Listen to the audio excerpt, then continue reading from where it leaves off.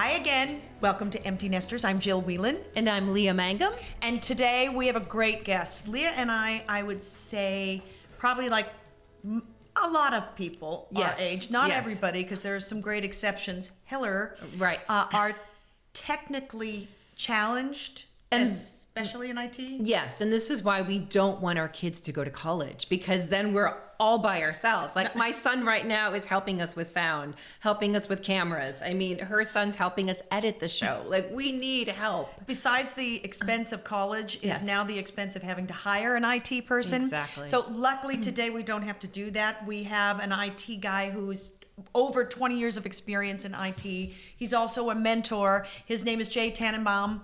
Jay. Hello. And then we find out we're also parents of... Long background from the years of Cub Scouts. Yes. Yeah, we were in Pack 311. Woo! That's right. Call out to 311. But thank you so Those much are good for... years. Thank you so much for coming, because, I mean, seriously, the amount of... we have stories of trying to get FaceTime up on the computer or a Zoom up on the computer. Zoom? Oh my goodness. 20 minutes of, I don't see you. No, I can't see you. Well, now I can hear you, but I can't. Well, now I can see you. Turn your mic on. My mic's on. Jill, can you find the link? Can you find the link? Copy and paste. Yeah, we do a lot of that. A lot of Yeah, missteps. well, I mean, the quote of the last few years are, you're on mute. You know, that's pretty much what everyone says in every meeting. So we were so excited on one of our conversations on Zoom. We learned how to do thumbs up and like waving, and so we spent the whole Zoom doing that. And we're like, wait, why are we here?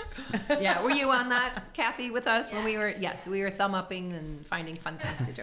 But you also have two sons who are at the University of Boulder. I do. They're both at CU Boulder, 1 year apart, going sophomore and junior year. They're going in. So it's been, we're definitely empty nesters or free birding, depending on the term you want to use. I like free birding. I've never heard that one. My wife is trying to really push that through. I think it makes her feel better somehow. I love that. It's very hip. I like it. Well, hip for us. The kids, I don't know. The fact that you said hip makes us absolutely not hip. Yeah. Okay. And before we ask Jay any questions, if there's something that maybe we didn't ask or discuss, you can probably find it on Jay's podcast, which is Tech Top 10, TECH Top, the number 10. It's 10 quick tips and nuggets and just things that people might want to know, an app of the day, a website of the week, that kind of stuff. So love it. Oh, wonderful. Just little stuff for people to sound smarter at a cocktail party. Sounds like that's for us. That's for us. All right. Thank you. Thank you. But so, okay, what do you think the biggest complaint is, or the biggest thing that our age group has a problem with when it comes to? What do I hear a lot? Yeah. I mean, it's a number of things. First, there's just a lot of things that people just don't know about, so they don't know what they don't know. So there's a lot of things that could be easier that people just aren't aware of. But definitely the one I get a lot is, my phone says I'm out of storage.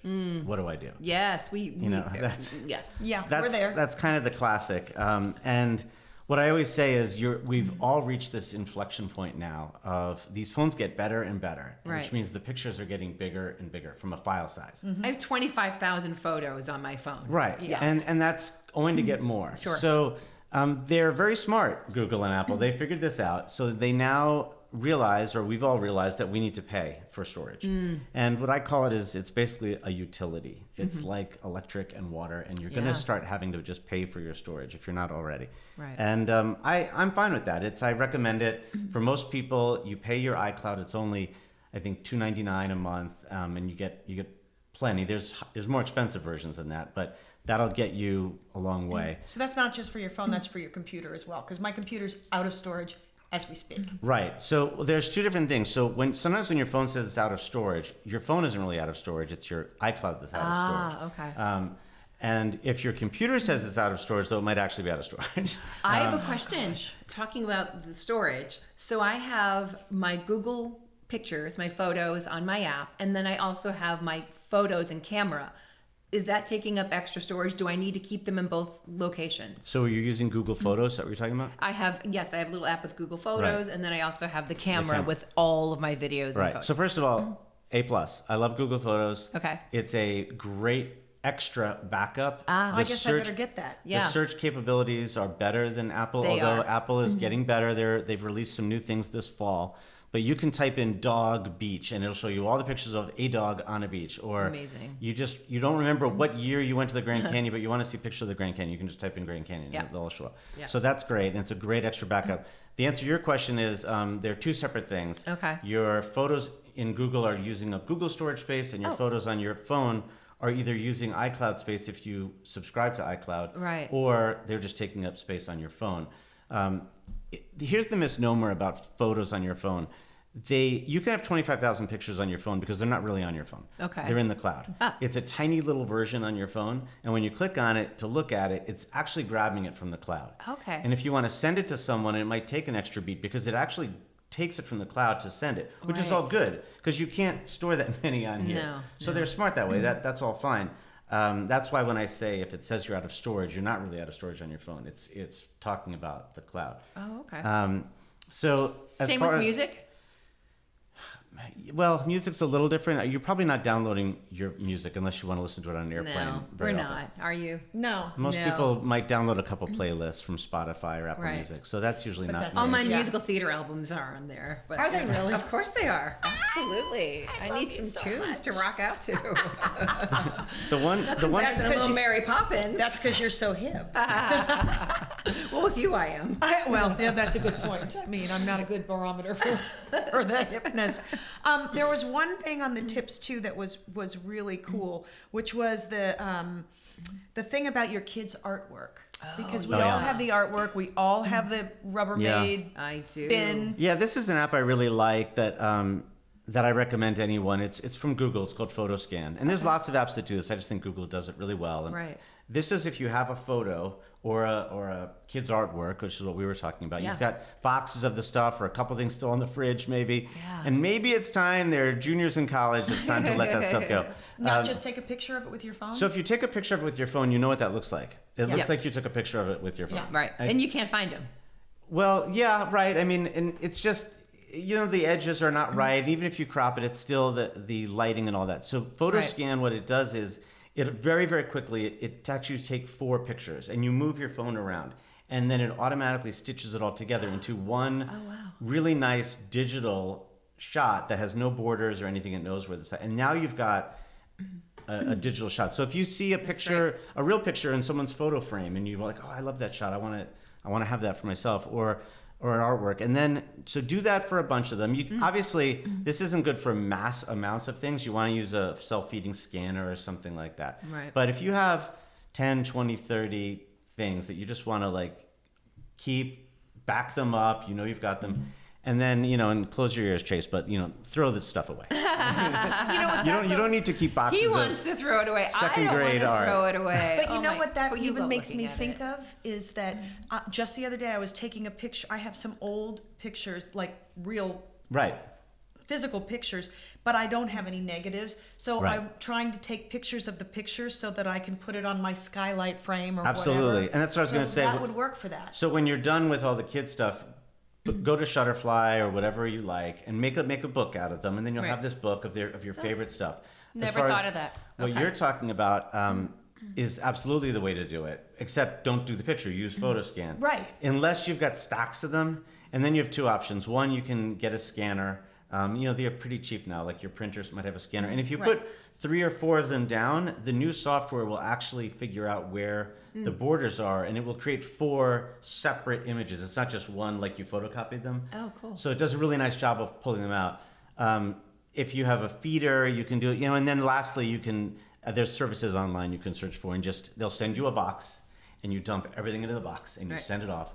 And then they'll send you a link, and everything will be done for you. That's a great. And if your house burns down, God forbid, you're gonna wish you had those pictures. God forbid. Exactly. I have a question. Mine's about passwords because I can't remember any of them, and my husband I'm like 1544. That's my password for everything. I got 99 problems in the password. We'll edit that out. Don't worry. Yeah. And my husband has like JKLFF. And I can never figure it out. So where can we put our passwords? Maybe I can get a little more elaborate with it. Yeah. So let's talk about password health for just a moment. Okay. We can start there. So you don't want to use the same password everywhere. I know you've heard that lots of times. I know. But the reason for that is very simple. Let's say you start a loyalty account at Sharky's, a Mexican place around here. Right. you're like, who cares if someone finds out that password? I'm going to make it my dog's That's name. what I say all the time. Yeah. Right. Who cares? Yeah. Well, if you use that same, and then you use that same password for your bank or your email or your social media, what happens is maybe that local Mexican restaurant doesn't have the best enterprise level security, right? So someone hacks into their database. And you'll see that. There's some big database breaks at like Crate and Barrel, I think, and there's been lots. AT&T. Vegas hotels. There was a big one there. AT&T had a big one. Adobe had one. But anyway, lots of them happen. But you're like, well, you don't really care so much because it's just that local shop. But what happens is someone grabs that list, the bad actors out there now have, and then they just do what's called a brute force attack. Well, it's similar to brute force, where they'll use your email and your password, and they'll try it against everything out there. All the other stuff. Yeah. And that's why all of a sudden your Spotify gets hacked. It's like, how'd they get my Spotify password? Well, they didn't. They got it from somewhere else. That's what happened to me with Rue La La. And some gal got some very nice outfits from that store. Right. Now, she probably didn't hack into Rue La La. She might have found your information somewhere else and just tried it there. Yeah. So that's why you don't want to use the same things all the time. I like to have a really, really solid password for my most important things, which are financial, email. Right. Email is really important because what happens when you forget your password? Yeah. You have them email you a link, right? So someone gets your email. They can change your password. They can do all sorts of stuff. Absolutely. And then your social media, because that's just a headache if someone gets a hold of your social media. Yeah. So you have a really solid one for that. And really good passwords don't have to be so complicated. They just have to be kind of lengthy. Right. A phrase, you could use like spaghetti and meatballs, or I love, tuna sandwich. It sounds silly, but those are really hard for password bots to figure out. And then add some numbers, add some special. You're going to have to anyway most of these places, but you don't. It doesn't have to be so crazy in order for it to be strong. Got it. It just has to be kind of a little bit lengthy and a little bit. You don't want to use something too obvious. And then for the other stuff, the things that you really don't care about, you can be a little less vigilant. But I still like to take your normal password and stick in the name of the website in the middle of it. So use your password, but in the middle, write AA if it's American Airlines. I love that.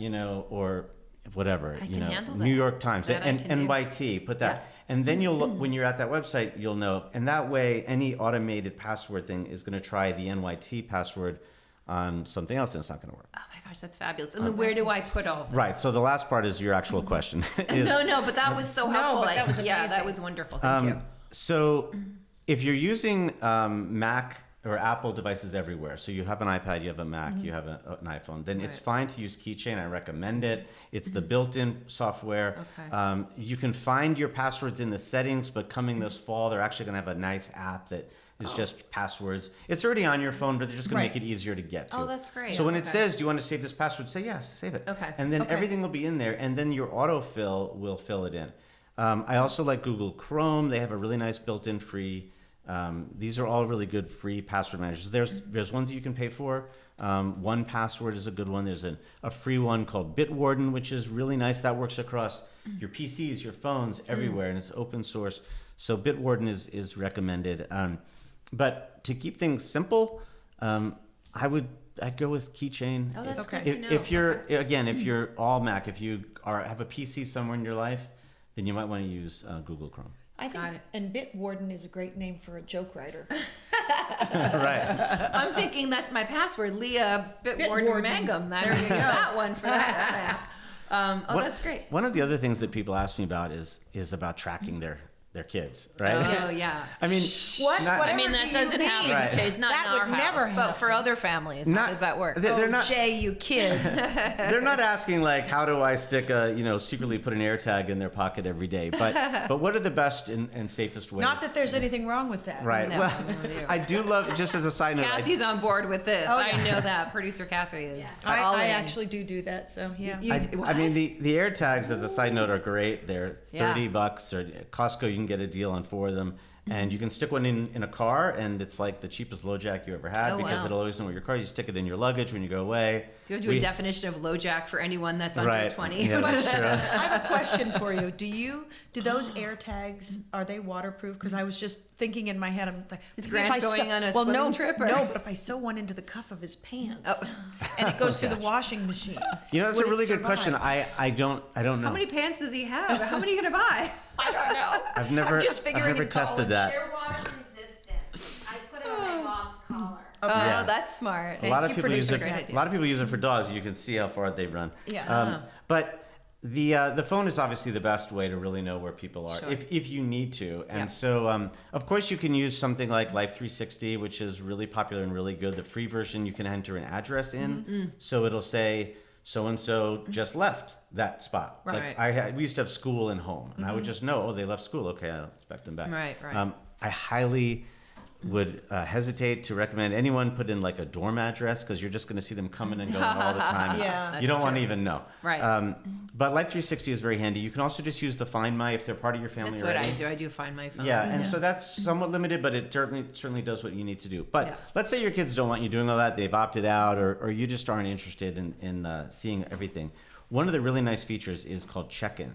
And there's a lot of things in the... On Find My Phone, or is So it? it's on. This is iPhone to iPhone only. I Okay. should say. Android has similar things, but you have to download an app for it. Right. But I'm going to show you guys, and then you can you at home can check this out. So if you're typing, I have a blank text message here. If you're going to, there's a little plus there. Yep. Right. On the left. Yep. There's tons of things in here that people don't realize. Oh my goodness. That's not what it was. So you Yeah.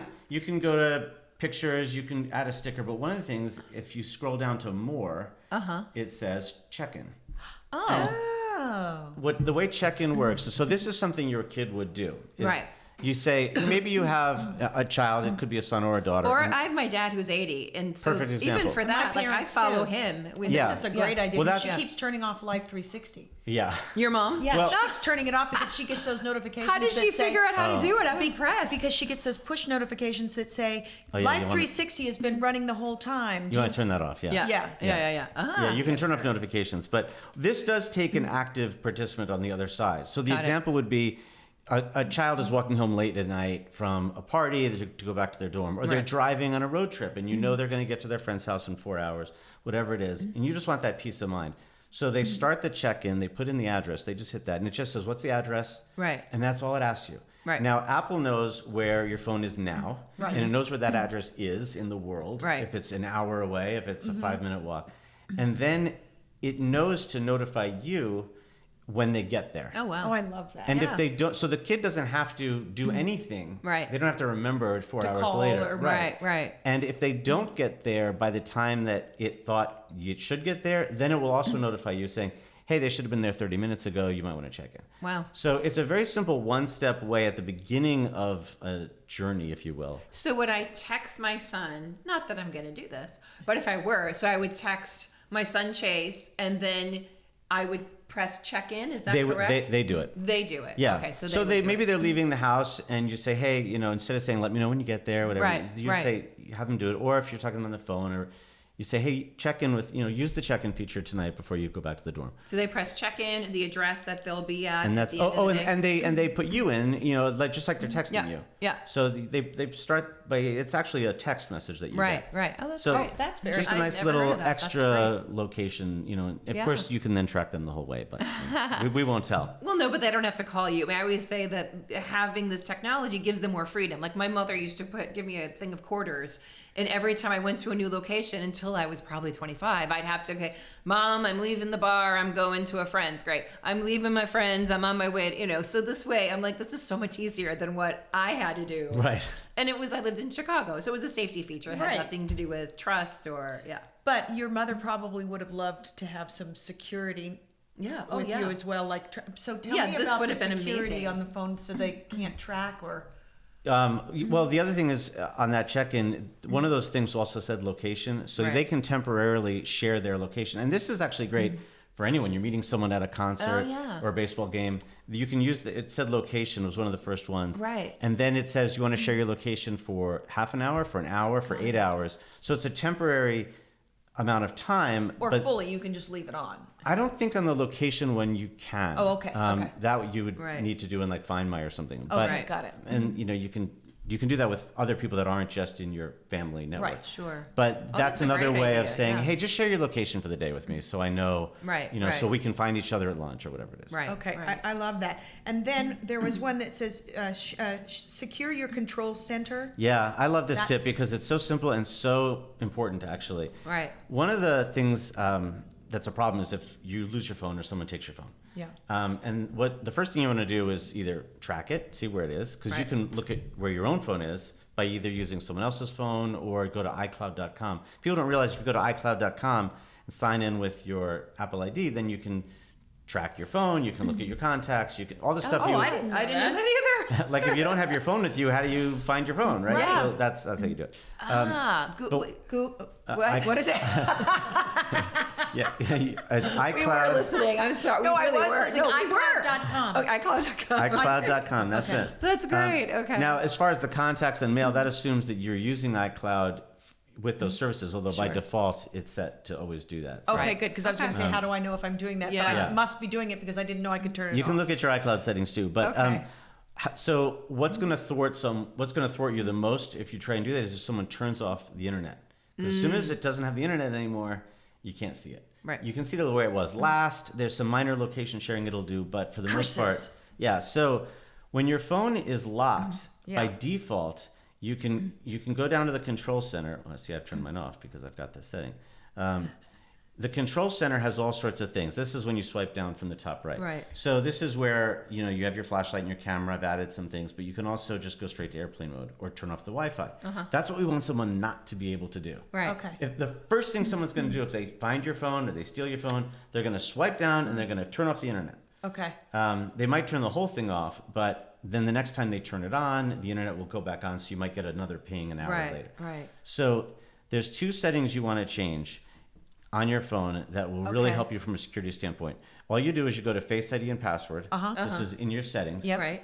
And then you scroll down to the bottom, towards the bottom, and it says there's a list of things that allow access when locked. So when your phone is locked, you can still do these things. And for some reason, Apple by default has the control center set to on. All you want to do is say, no, I don't want you to give access to the control center when it's locked. So they don't need your password to get to the control center. Well, they don't have your password, but if I took your phone right now and I swiped down from the top you right, can get there. I could turn off the internet. Yeah. That's so smart. Like one of the things that Apple used to do, and they fixed this, was when it's locked and you've got the camera icon at the bottom. Yeah, there. yeah. So they used to also have access. If you touch the camera, you could go into the photo gallery. So people could access your photos even if your phone was locked. So Apple figured that's not great. So they stopped that. Okay. This is sort of another version of that. Great. The other thing you want to do while you're in there, and this is really also really important, is if someone, believe it or not, there's kind of a lo-fi thing, and the Wall Street Journal did a big article about this. And actually, Apple changed the setting because of this article, or they made this setting. Right. If you're in a crowded place, you're in a subway, you're in a bar, and someone sees you put in your password. You think of someone hacking your phone from some other country, From right? Africa. Sure. Right. The reality of it is the worst thing that can happen is someone sees your 4-digit code. Right.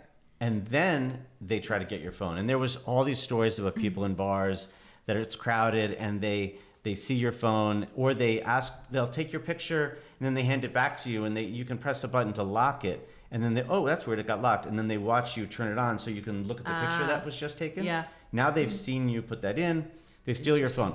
Now if We just won't go to bars, Jill. I think Right. that's Yeah, right. Okay. all that bar hopping we do. But you might say, well, who cares? So they have my passcode. Of course, you can go to iCloud and do all that stuff. But what Apple had, and sorry if this is getting too complicated, but if they have your passcode, that 4-digit, if you have 4, just when you unlock your phone, they can change your Apple ID. Right. That's the net of it all. Right. And if they can change, because the Apple ID security measure is Apple would say to you, well, what's the passcode to your phone? That's what Apple asked you to do. Right. So Apple, and then now you can't go home to iCloud.com. Right. Now you can't lock your phone. Now they have access to everything. Wow. All our passwords to all of our banking all your information photos, and everything. And by the way, Apple makes it really, really hard to get any of that information back, including all your photos. Gosh. What you want to do, and this is a little paranoid, but I frankly think it's so easy, it's not. They added something called stolen device protection. It's in that same menu. Okay. And you just want to turn that on. Okay. That's all you need to know. Okay, that's great. But if you turn that on, there's a window of time where even if they have your number, Right. they can't go in and change your Apple ID. And that gives you enough time to go somewhere else. Right. to go to iCloud.com and Apple and say, hey. It's a very simple thing, but it's actually a big security flaw that they've patched. So, okay. I have to say, like, we're understanding this. You're doing an amazing job. Exactly. Like, I'm following along. Yeah, remedial. Yeah, we with this really are. stuff. So this is wonderful. So thank you. Do you have one last question for him? Yeah, I love the idea that tired of your kids losing their wallet or their car keys, because I know that happens. Yeah, well, that's the AirTag thing we were talking about, because it's, in fact, that happened to us. Those key fobs are hundreds and hundreds of dollars Oh my now. gosh, yeah. Yeah. It's crazy. Even if you go to a third party and get a locksmith. So we put AirTags on all of our keys. Like we said, you can put them on your dogs, put them anywhere you want. I recommend that for sure. We just got, for Christmas, I gave all of our boys these wallets that have the pocket to put the AirTag in. So now it's actually in the wallet. Yeah, that was always kind of the weak point, because before they made those, they were kind of bulky to stick into a wallet. And there's a new product that's kind of the size of like 2 credit cards, and you can stick that in your wallet. And Apple has opened up what's called the Find My network to other devices, and so this will show up in your Apple. And the way those things work, if you're not aware, is that anytime anyone's iPhone comes nearby, it uses that network to tell you. So that's why if your bag is stuck in Portugal and you're at home, you can see where it is. It's because somewhere in that airport there's someone with an iPhone. And it pings that little AirTag, and that's how they work. Oh, that's my gosh, amazing. that's That is amazing. That's really helpful. Wonderful. I did that actually because I lost my passport in the house. Oh, yeah. It was where it was supposed to be, but it was just not where it was supposed to be. So I just got an AirTag. But the credit card thing, you could just attach that We to have the to back. put one on Jill. Sometimes we're missing her phone too. Well, just go to the bar. I'll be there. Credit card.